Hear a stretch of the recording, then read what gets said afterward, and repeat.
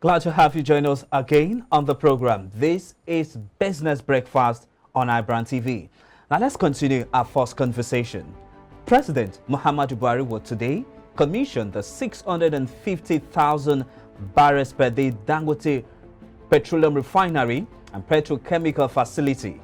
The plant, which is arguably Africa's biggest oil refinery, the world's biggest simple train facility, we know that creates more employment opportunity for Nigeria's teeming population, as the refinery, which is a game changer for the nation troubled oil sector, will increase human, labor and capital stock productivity. As experts say, Nigeria needs to use its oil revenues wisely to create a better future, especially as the world is moving towards renewable energy technologies. It will interest you to know that the Dangote Refinery will be churning out premium motor spirit PMS, diesel, aviation jet fuel, and dual-purpose kerosene, amongst other refined products.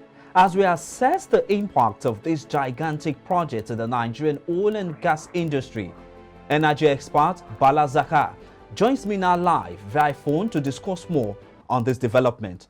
Mr. Zaka, good morning, and many thanks for being a part of the show today.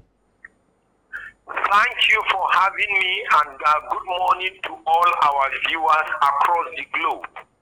Okay, and before we continue, I'd like to inform our viewers that iBrand business editor Frank Omolakwe, who is live at the scene of the event, will be joining us, bringing us live feeds of activities as they go down at the center of attraction this moment. Now, Mr. Zaka, let me start with you. What is your overview of this Dangote Refinery as the president commissions today? Thank you for that excellent question, sir. This is the way I would want to answer it. I mean, every responsible parent would be very happy to see the children growing up and making positive progress. I will expect that responsible parents will be happy to be at the graduation milestones, celebration of their children, especially if their children are breaking fantastic and global grounds. So when you look at that and you bring it to the direction of government and governance, every leader or every governance or leadership will be very happy if individuals and corporate citizens are doing very well and they are making the government and the leaders proud, especially in areas of endeavors that will lead to the growth and development of that country and possibly that region, that continent, and make contribution to the global sector. So if you look at it from that perspective, I will practically say that it's a positive thing for Nigeria, it's a positive thing for the government, it's a positive thing for this West African sub-region, it's even a positive thing for the continent of Africa. But most importantly, it's something very positive for the oil and gas downstream sector globally. To that extent, we are happy, we are proud. Now that the ceremony, the commissioning is taking place or is about to take place, we hope that after now, processes of practical crystallization and value chain addition will commence. In other words, after the commissioning, we hope to start discussing and expecting that crude will be supplied to the refinery. And by the time the refinery starts functioning, we should expect to see derivatives. And by derivatives, we technically mean distillate. We expect to see the petrochemicals working. But along the line, we will also need to know more. How will the crude oil be supplied? Will they be through pipelines? Will they be through rail lines? Will they be through tankers and trucks? Are the pipelines in place?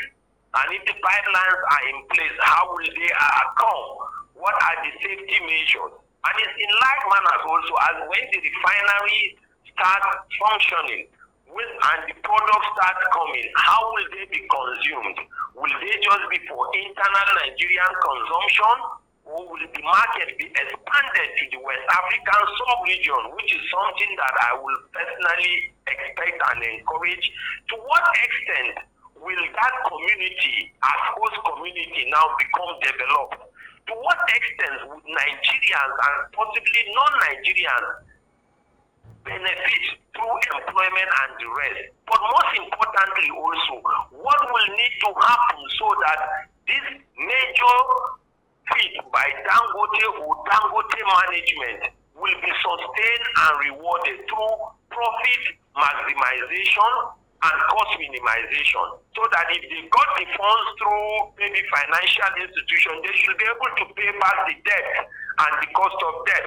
And if they got the funds through shareholders, they should be able to remain profitable and be paying dividends so that shareholders will be happy. But most importantly, we know that they will start paying they comply with their civic responsibilities of paying taxes and levies. And that will be another aperture for revenue generation for our great country, Nigeria. Mr. Bala, I really appreciate you for the deep insights that you've given us as we start up this conversation. But let me ask you this. There's so much to talk about as it relates to this Dangote Refinery. There's so much issues to also look at, and you've also pointed out one or two of them. Now, let me ask you now, as an industry player, an expert in this field, do you see the Dangote Refinery bringing to an end all of the challenges, the bottlenecks that we are being faced with in the Nigerian oil and gas sector, especially with the implementation of the PIA? It's a question of a no and a yes answer. But let me start with the no. I always like to start with the negatives before I go to the positives. Let me start with the negatives. First of all, when I say a no, we should understand that Dangote Refinery is a private initiative. Private initiatives are after profit maximization and cost minimization. If any investor goes to your community and they construct roads, or they build a factory, or a refinery, or an industry, they are not going there because they love the people of your community. They are going there because based on their feasibility studies, it is in your community that they are going to maximize profit and minimize cost. So when they are constructing roads to get to their industries or facilities, they are not doing that because they love the people there. They are doing that because based on their feasibility studies and business analysis, if they site those industries or factories there, their payback period will be shorter. They are going to maximize profit and be very happy. But in the process, they may end up constructing roads, so people will have good roads. They will start complying with their corporate social responsibilities. Before you know, they will start giving scholarships. So people will start getting scholarships in the community. Before you know, they will start providing jobs. But all those things are still tied to their targeted objectives of trying to make sure they maximize profit. It is only government that can go and construct roads and public hospitals and construct schools in communities, whether you have mad people in those communities, whether those people voted for the government or not. Government must do that. And that's why we say in nations, government is the one to provide goods and services and not private initiatives.